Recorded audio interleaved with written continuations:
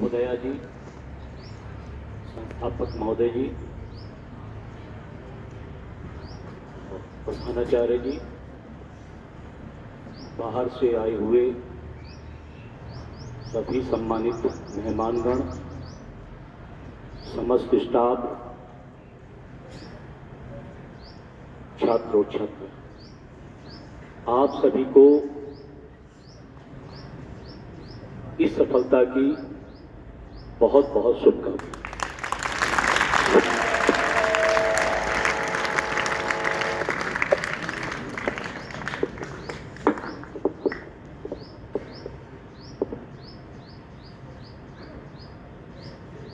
आप लोगों ने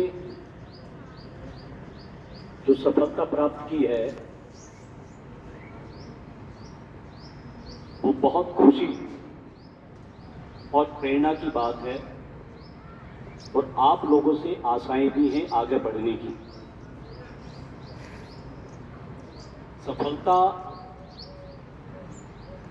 कठिन परिश्रम और लक्ष्य की संतान है।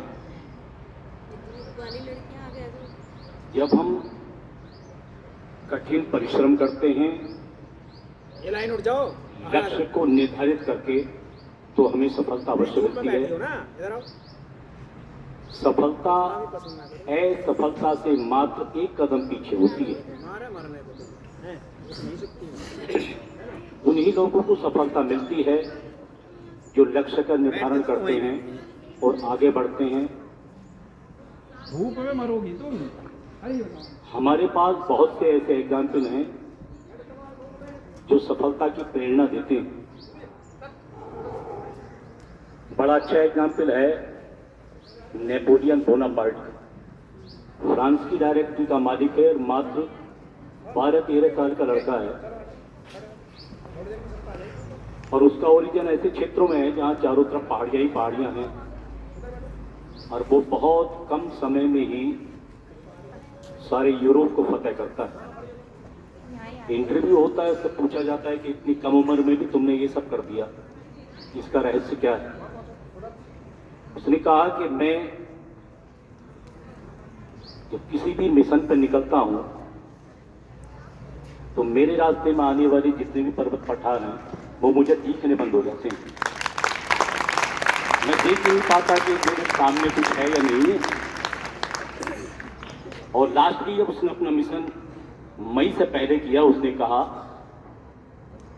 कि दुनिया की कोई भी ताकत मेरे बढ़ते कदमों को कभी रोक नहीं सकती। इसीलिए मैं आपसे कहना चाहता हूं, जिन भी लोगों ने सफलता का स्वाद चखा है वो भी ऐसे ही प्रेरक प्रसंग समाज को दें और कभी भी सफलता को लास्ट ना माने, क्योंकि सफलता अपने आप में भूखी होती है। जितना भी आप प्राप्त करोगे, आगे प्राप्त करने की और भी इच्छा जागृत होगी, ऐसी सफलता होती है। ये संघर्ष है जो अभी आपका केवल शुरू हुआ है। संघर्ष कभी समाप्त होते ही नहीं।